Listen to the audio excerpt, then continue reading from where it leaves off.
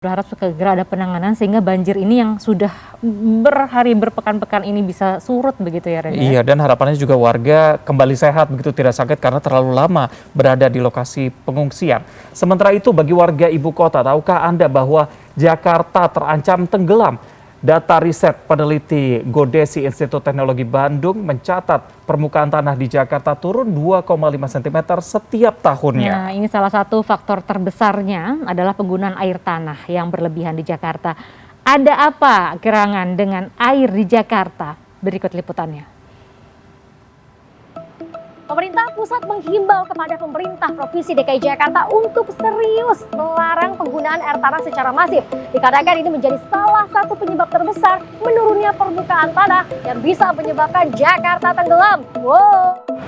Lalu seperti apa tanggapan warga? Memang seperti apa nih kualitas air di Jakarta dan apakah kita siap meninggalkan air tanah? Kalau menurut saya sih yang penting kalau memang tidak boleh, yang penting dari sisi pelayanan PAM-nya itu harus bagus. Karena yang dialami orang tua saya di daerah Kebayoran Baru pakai air PAM, kadang mati, bisa 2-3 hari. Kalau saya mah dukung-dukung aja lah. Yang penting apa? Maksudnya yang penting pas ada pematian, ada pemberitahuan dulu lah gitu kalau saya mah. Terdapat 3 hal yang menjadi fokus terkait air di Jakarta, yaitu kualitas, ketersediaan, dan penyaluran. Kualitas air tanah di Jakarta berbeda-beda, tergantung lokasi. Di Jakarta Selatan, salah satu warga pengguna air tanah mengatakan, air yang ia gunakan jernih, tidak berbau, dan lancar pengalirannya, baik di musim penghujan atau kemarau. Karena menggunakan air tanah, ia pun tidak membayar biaya air, namun biaya listrik untuk menyedot air tetap menjadi tanggungan. Alhamdulillah positif, bagus, airnya bening dan tidak merusak baju-baju kami lah, karena kami usaha laundry ya. Listriknya gimana Bu? Masih stabil lah, masih di bawahnya 1 jutaan lah. Lain halnya dengan warga yang bertempat tinggal di Jakarta Barat. Karena air tanah yang kurang berkualitas di daerahnya, ia menggunakan air minum perpipaan untuk mencuci, mandi, hingga memasak. Namun terkadang di jam tertentu mengalami kendala. Kalau mau dekat-dekat maghrib suka agak bau airnya, agak warnanya putih kayak susu gitu. Airnya kotor gitu ya paling dibuang sebentar. Ntar baru kalau udah bagus lagi kita tampung lagi yang bersih. Terkait kualitas air, Direktur Utama Pamjaya Priyatno Bambang Hernowo mengatakan bahwa air perpipaan melewati proses pemastian kualitas sehingga aman untuk dikonsumsi. Namun memang terdapat masalah, salah satunya kebocoran pipa. Mengenai ketersediaan air, berdasarkan data dari Pamjaya, pengguna air minum perpipaan di Jakarta baru sebanyak 65% dari total populasi warganya.